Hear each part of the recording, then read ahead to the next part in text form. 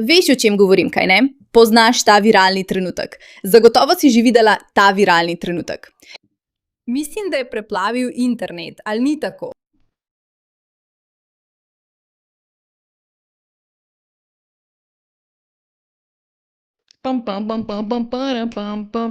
Pojdi stran. V redu, torej vsi želite vedeti, kakšno je ozadje tega.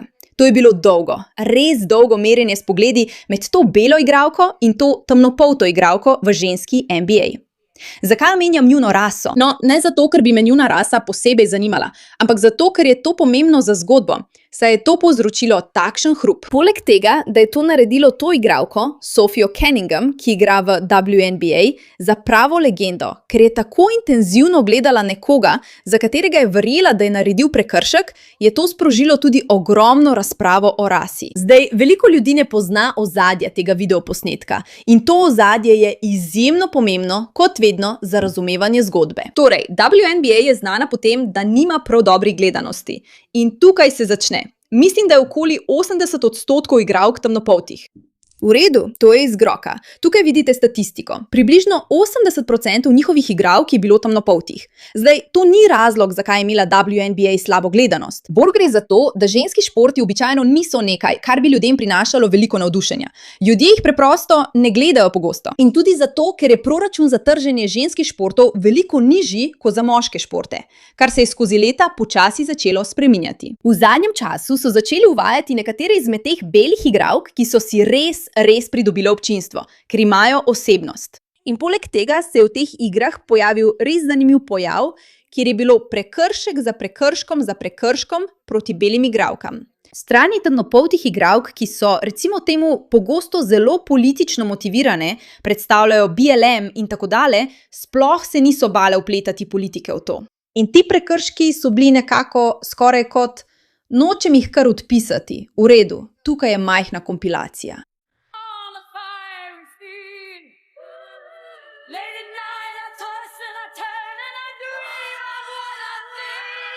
Potrebujem junakinjo.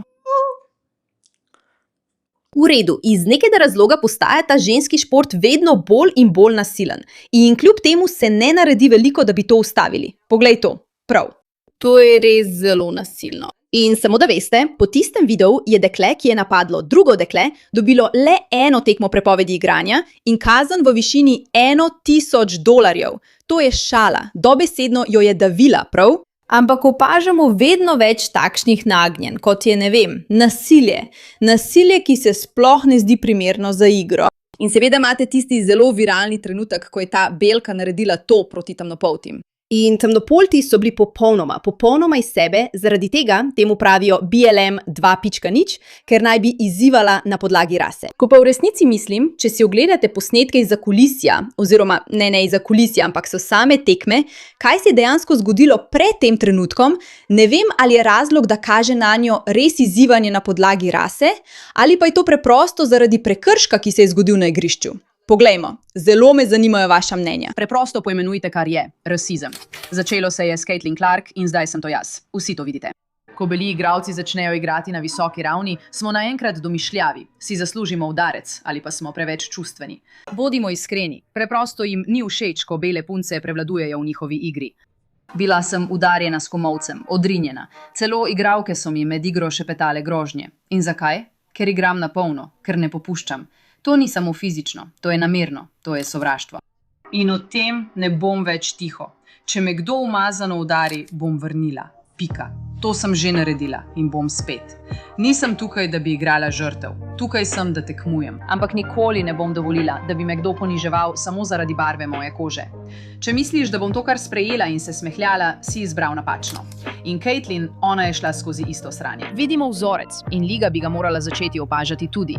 Če se zdaj ne zavzameš za pravičnost, kdaj se boš? Če si na moji in Caitlin strani, če si naveličana dvojnih meril, napiši Suitport v komentarje. Naj vedo, da nismo same. Mislim, da ni mogoče bolje odgovoriti na ta dogodek. To je iz intervjuja, ki ga je dala. In poglej razliko med tem, kar ona reče po tem dogodku, v redu, in tem, kar reče temnopolta igralka. Samo kazala sem in ona je rekla, ne kažite name.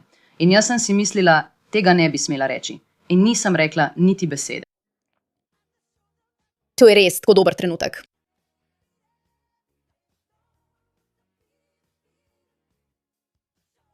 Tako dobro. To je res tako dober trenutek. Ona preprosto ne neha. Ona resnično preprosto ne neha.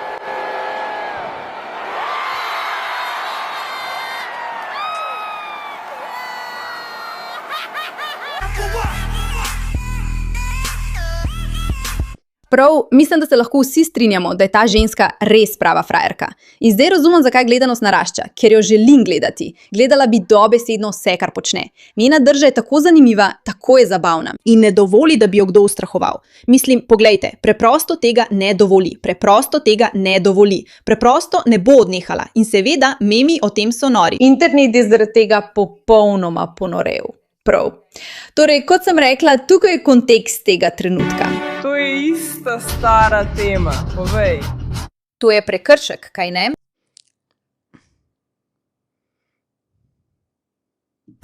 Borijo se s svojimi tanki in svojimi bombami in svojimi bombami. Mislim,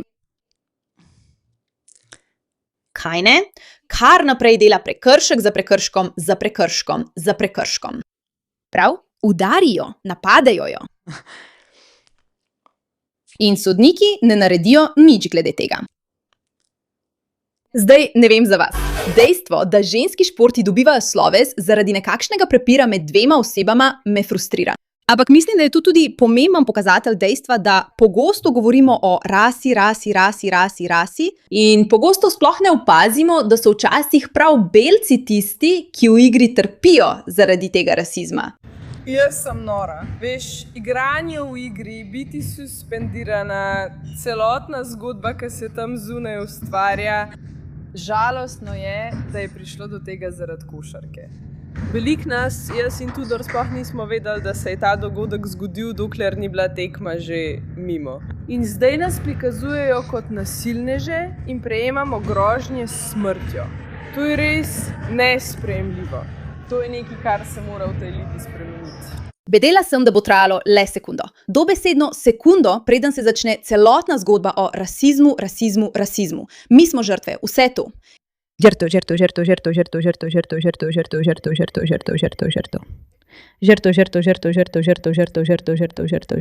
Žrtvovanje. Ko beli igralci začnejo igrati košarko. To je žrtvovanje in je zelo izpostavljeno, ljudje pa so tega že siti. Še posebej, če to primerjate s tem, kar smo pravkar videli pri Sophie Clark. Vse matematike tega incidenta in kot vsa sovražnost in podobne stvari na družbenih omrežjih. Kako misliš, da bi te lahko bolje podprli v tem incidentu?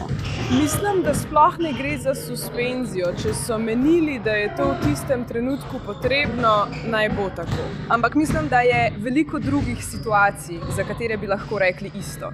Mislim, da je najpomembnejše to, da gre za našo varnost. Zelo nas skrbi za varnost na igrišču. Ampak znova in znova se dogaja, da nam ljudje grozijo s smrtjo. Objavljajo naše naslove. Znova in znova. Žrtev. Tukaj ni bilo veliko igranja žrtve, kaj ne? In tega sem že kar sita. Ampak veš kaj, če nam bo internet to ponujal, takšno zabavo, kaj ne? Kako noro je, da je to uspelo? In ona pravi, namesto da bi govorila o tem, da ni v redu, da je nekoga udarila v grlo, pravi: moja varnost, moja varnost, moja varnost. In potem Caitlyn na tla in... Mimogrede, samo da bo jasno, to sta dve različni igri. To se ni zgodilo na isti tekmi, kaj ne? To je bil en dogodek. In potem je Sophie odgovarjala Clarku, ki je njen prijatelj. Rekla je samo: dovolj je dovolj, vedno nam to počnejo in nikoli nič ne rečemo, nikoli nič ne naredimo in zato jih želim spraviti v nelagodje. In seveda, potem so tu še te komentarji. Zgodovinsko gledano se je pogosto zgodilo, da je, ko je belka pokazala na osebo druge barve kože, to končalo z linčem. Sophie Cunningham očitno ne razume generacijske travme, ki naj bi jo ta gesta povzročila njenim temnopoltim in rjavim, queer, invalidnim, LGBTQ ter drugim pripadnikom barvnih skupnosti. Kakorkoli, to je zgodba v tem viralnem trenutku. Zavedno bo ostal meme, zavedno bo uporabljen za izpostavljanje norosti. In seveda, hvala za vašo pozornost glede te zadeve.